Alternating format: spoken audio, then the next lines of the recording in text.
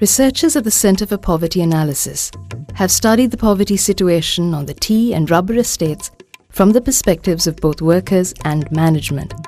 They feel that a new way of approaching the problem is needed. The usual approach has tended to view the problems of the plantation workers from within the framework of the estates. Instead, CEPA looks at the problem in a different way. It steps back and relates what is happening on the estates to the rest of the country. Over the years, changes have influenced the characteristic features of the estates. In resisting these changes, tensions between management and workers have emerged. As a consequence, workers have shunned estate work, seeking opportunities elsewhere. This in turn has had an impact on the profitability of the estates. CEPA explores the nature of these changes and tensions and tries to understand the conundrum. Why, despite facing the risk of increasing levels of poverty, many households fail to access the significant earning potential on the estates?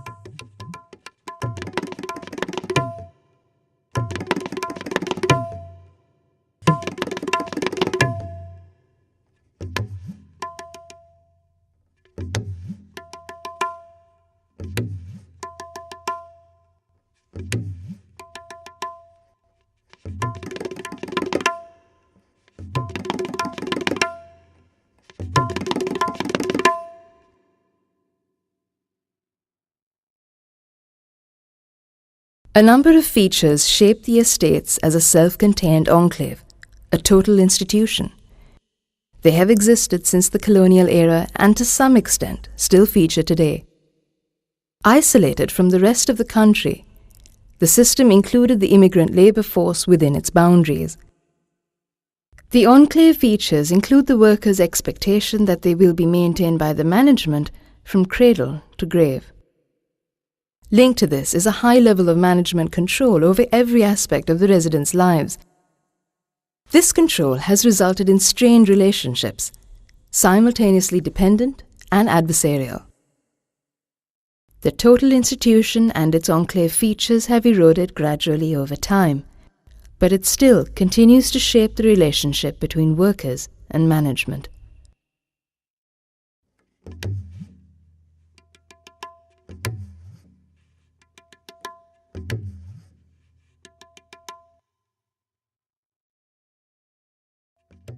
There have been many changes that have gradually eroded the institutional form that began under the British. In the late 1800s, the British planters introduced and cultivated tea and rubber as commercial crops. They used just one indigenous resource, vast areas of land ideal for growing tropical tree crops. The local Sinhalese felt disgruntled, refusing to be labourers on land that they saw as stolen from them by the British Crown.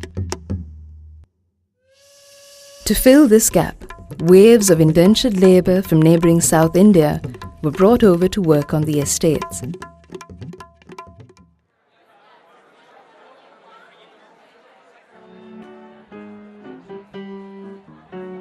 The British planters saw the labour as needing care, and the workers began to see the responsibility for their welfare as falling with the planters.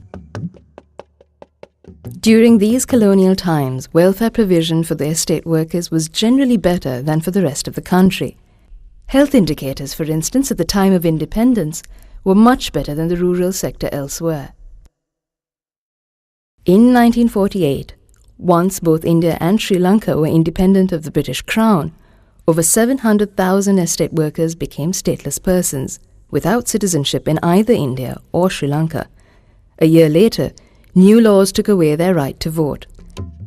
The changing political and economic climate and the expectation that the estates would be nationalised led many private plantation companies to make severe cuts to welfare spending. Following nationalisation of the estates in 1975, the state took over the responsibility for workers' welfare. Significant improvements in both education and health conditions took place. In 1976, over 300 estate schools came under the purview of the Ministry of Education, with most of the teachers coming from the estate population itself. Health was a particular focus, with the gap between the estates and the rest of the country slowly closing during this period of state management. During the 1990s, reprivatization of the management of the estate sector took place. This resulted in many changes to the industry. Despite reprivatization, the state kept responsibility for education and health. In 1994, the Ministry of Health was requested to take over 54 estate hospitals. And in 1997, a separate ministry for estate infrastructure development was created to promote social equity for the estate community. With the grant of citizenship and the franchise in the late 80s to Tamils of Indian descent, the estate community now holds considerable political sway. The trade unions and political parties are important actors on the estates. The two political parties, traditionally representing plantation Tamils' interests, are the Ceylon Workers' Congress, formed in the 1950s, and the more recent Upcountry People's Front. However, workers' perceptions on how well these actors represent their interests are mixed. More recently, different changes to the lives of estate workers have taken place, brought about largely through changing attitudes of estate workers towards estate work. Workers and their families began to diversify into other employment areas. They began to move to urban areas and seek very different employment opportunities. Others even left the country for better job prospects and to send money back home to their families. As a result, the workforce no longer comprises only Indian Tamils working and living on the estates. It now also includes a non-resident wage labour that live in the nearby Sinhala villages. Despite these important yet gradual changes, many key features remain constant.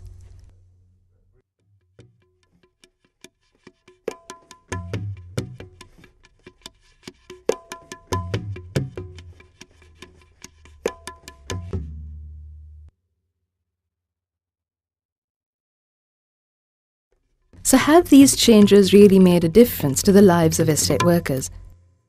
And why are the estate households still amongst the poorest in the country?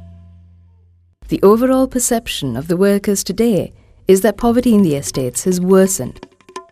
The poverty that workers speak of relate not only to how much they earn and how much they can spend, but also to health, education, and personal attributes such as dignity and protection.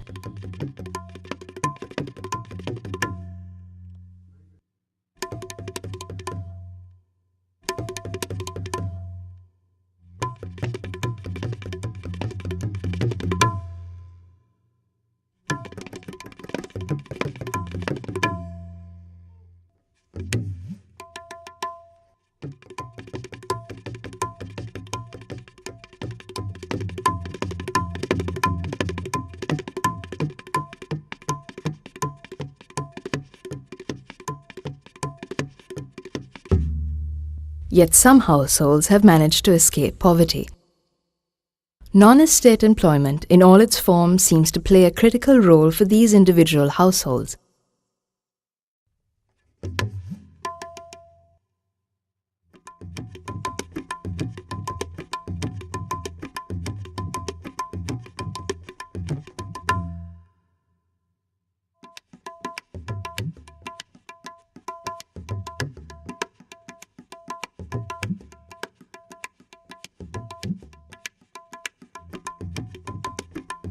Those that combined estate with non-estate work, internal with external migration, and skilled with non-skilled labour fared the best. By doing non-estate work during the low season, as well as having some household members having full-time jobs outside of the estate, many households were able to move out of poverty. The way these estate households move out of poverty is not so different from other communities in the country. They all use a diversified livelihood portfolio.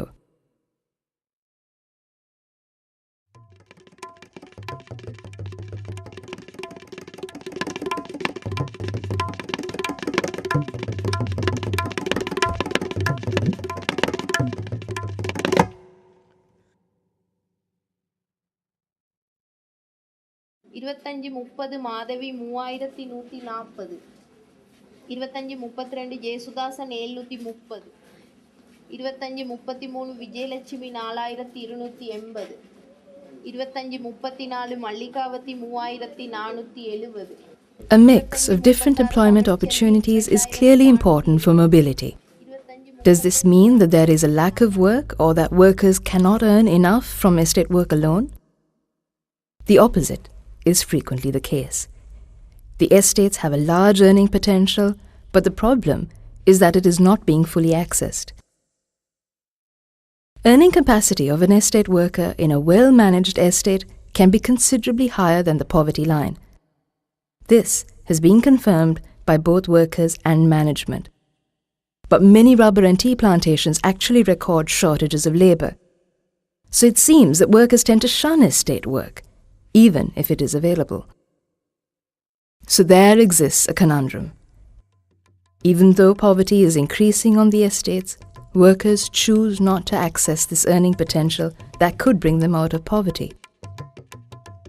So why do households fail to tap into this potential?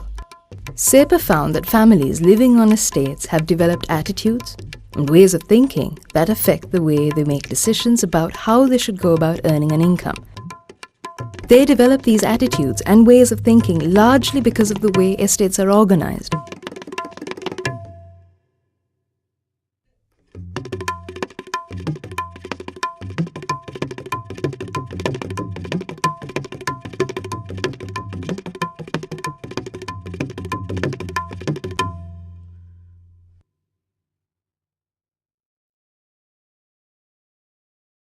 Feelings of marginalization, feelings of exploitation, a lack of dignity and a lack of choice pervade the outlook of the workforce.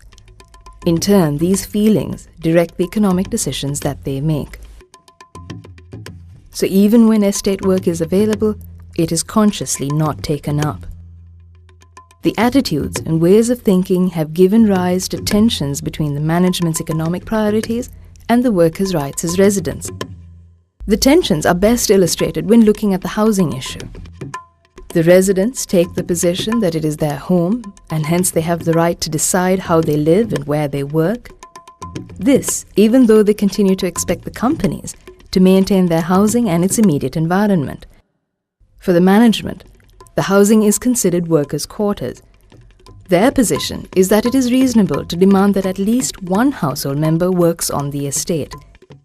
They would rightly argue that the plantation sector is a commercial enterprise and not a community welfare organization. Both positions are equally legitimate, but of course, contradictory. These perceptions are strengthened by a sense of political and social marginalization. Even though the estate population got the right to vote in the mid-1980s, many still feel strongly that they are excluded from the benefits that have reached the rest of the country.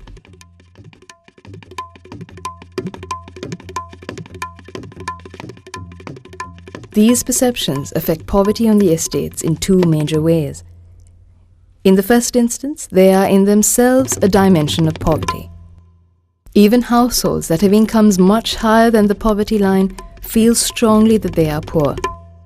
They feel that they are members of a sector that is being given a raw deal in comparison to the rest of the country. Secondly, decisions that impact on their income sources are strongly influenced by this sense of marginalization and exploitation.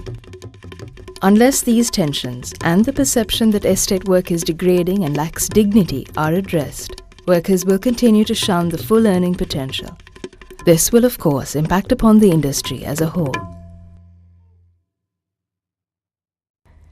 What is certain is that change is happening on the estates. These changes need to be accepted and managed to the advantage of the plantation community and of the industry.